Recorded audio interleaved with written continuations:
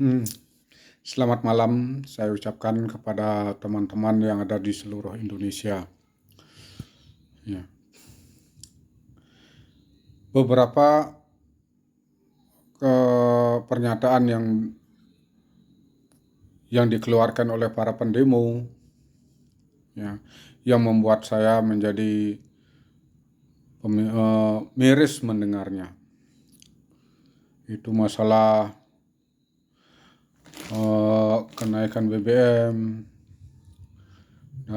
dan lain-lain yang menyebabkan harga menjadi naik, baik itu harga komoditi kebutuhan sehari-hari maupun harga transportasi yang digunakan oleh manusia, itu jelas-jelas menjadi naik. Jadi pemikiran saya seperti ini, teman-teman. Ya. Saya tidak perlu siapa-siapa. Ya, saya ukur dari peningkatan perekonomian yang saya alami. Ya.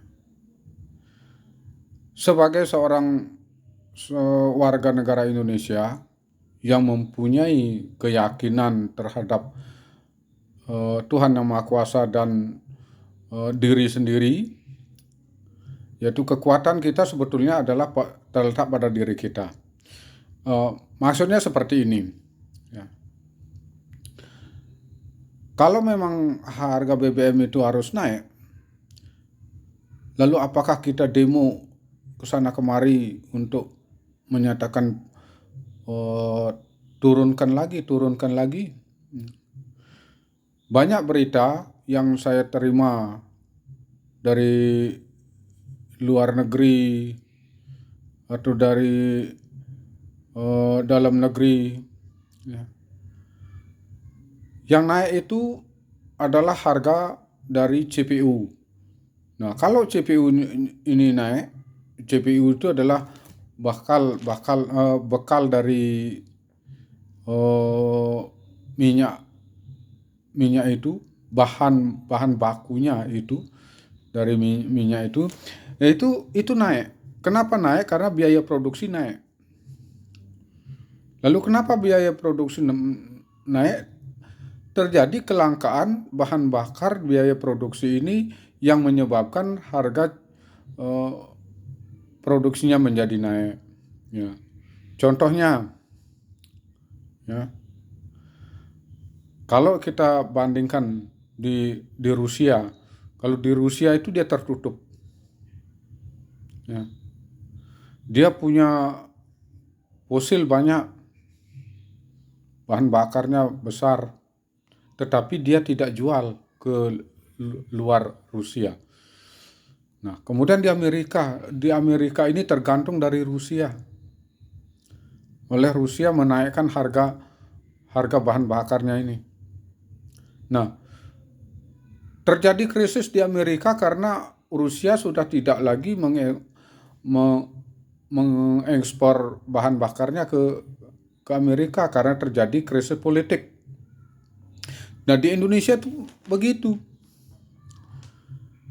Ya. Di Indonesia walaupun fosil banyak besar, tetapi semakin lama semakin menipis. Kemudian batu baranya banyak. Nah, lalu apa yang menjadi permasalahan? Jadi permasalahannya adalah kembali kepada produksinya itu, manajemen daripada Pertamina itu mengalami peningkatan. Kalau kita hanya tergantung dari fosil dan batu bara, ya, lama-kelamaan bisa menjadi lautan semua. Nah, itulah sebabnya makanya pemerintah Indonesia itu mengalih fungsikan ke baik energi gas ataupun listrik. Ya. Kalau gas yang kita pakai untuk masak, untuk biaya produksi, sebetulnya kita pun bisa mengolah bisa kalau kita mempunyai daya ingat. Ingat, gas itu berasal dari eh, dari fosil-fosil atau sampah-sampah yang terjadi, yang menumpuk itu mengeluarkan asap, itulah gas. Ingat yang terjadi di Okinawa ketika ada tempat sampah yang meledak itu. Nah, saya mulai berpikir, lalu bagaimana kalau caranya, kok bisa tempat sampah itu bisa meledak? Nah, yang terjadi pada saat itu adalah bau busuk dari sampah itu menjadi gas. Nah, saya coba itu dan berhasil. Nah, kemudian ada demo untuk menurunkan harga BBM. Bagaimana mestinya? Rugi negara kalau seandainya bisa hancur. Nah, ya karena APBN kita tidak mencukupi. Mengenai akan membebani rakyat miskin itu, pemerintah sudah berpikir ke arah itu. Pemerintah sudah mengeluarkan dengan naiknya harga BBM. Jadi pemerintah menginginkan agar bantuan atau subsidi itu tepat sasaran. Tepat sasaran. Nah, kemudian kenapa harus bahan bakar itu dinaikkan? Coba Anda pergi ke Pertamina. Ya. Satu mobil menggunakan Pertalite subsidi. Satu mobil itu berapa liter itu? Beda dengan yang menggunakan sepeda motor itu. Paling-paling 4 liter dah full. Tapi kalau mobil 20 liter itu coba Anda pikir begitu. Itu satu mobil loh. Kalau 10 mobil kayak gitu, orang-orang kaya yang punya CRF itu, yang punya mobil-mobil mewah itu menggunakan Pertalite, sedangkan dia mampu untuk membeli Pertamax dan sejenisnya. Kenapa harus dia membeli bahan subsidi? Nah, sekarang pemerintah sudah pemerintah sudah menggelontorkan cara yang terbaik, yaitu dengan memberikan BLT kepada atau mendata sepeda motor. Jadi kalau mobil sudah tidak, jangan pakai Pertalite, Pertamax. Kalau saya punya sepeda motor, saya tidak mau pakai Pertalite, saya pakai Pertamax. Alasannya apa? Karena ketahanan mesin lebih bagus daripada pakai yang lain. Kalau ada yang lebih bagus, saya pakai yang lebih bagus. Nah, jadi cara berpikir saya simpel. Nah, kemudian subsidi contohnya pada tahun-tahun lalu ada subsidi beras. Orang kaya dapat subsidi pada zamannya presiden sebelumnya loh.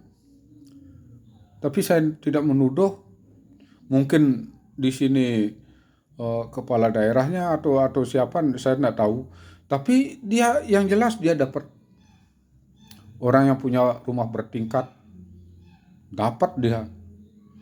Sedangkan orang yang miskin, yang betul-betul miskin, yang rumahnya terbuat dari bambu, banyak yang tidak dapat. Nah, dari sanalah berjalan dari kejadian itulah makanya pemerintah kita mengakomodir untuk mendata kembali orang-orang yang betul-betul memerlukan bantuan. Ya.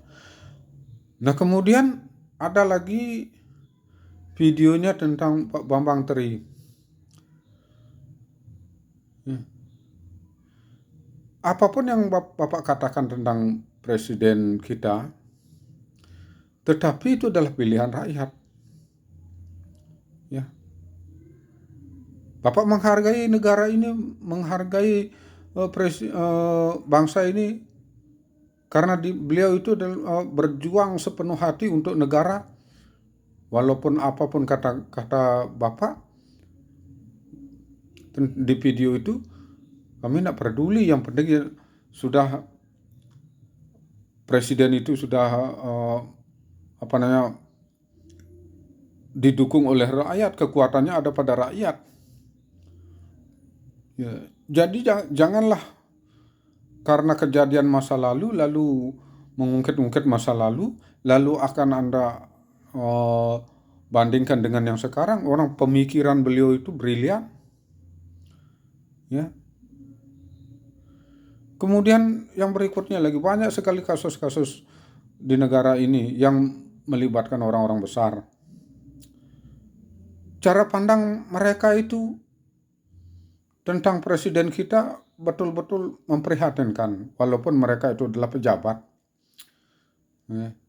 Berusaha untuk menjatuhkan seseorang, sedangkan dia sendiri belum tentu sebaik daripada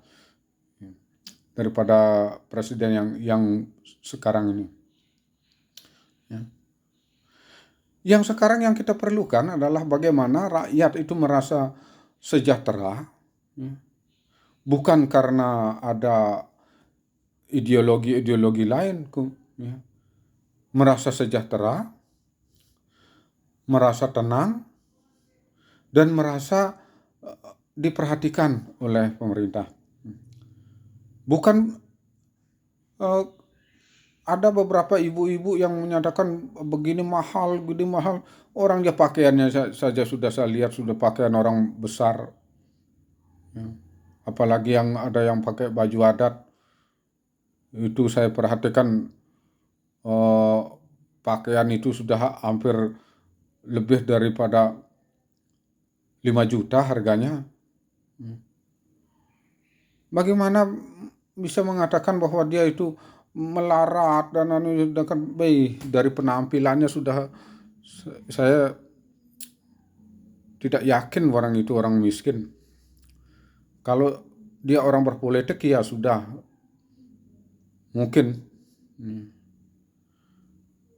karena banyak yang menginginkan presiden kita jatuh, banyak yang mau menghentikan, tapi saya mohon selesaikan 5 tahun yang belakang sampai tahun 2024. Karena program-program beliau ini belum sampai. Ya. Nanti kalau sudah tahun setelah 2024 itu akan betul-betul semoga presiden berikutnya bisa melanjutkan program daripada Bapak Insinyur Haji Joko Widodo. Terima kasih.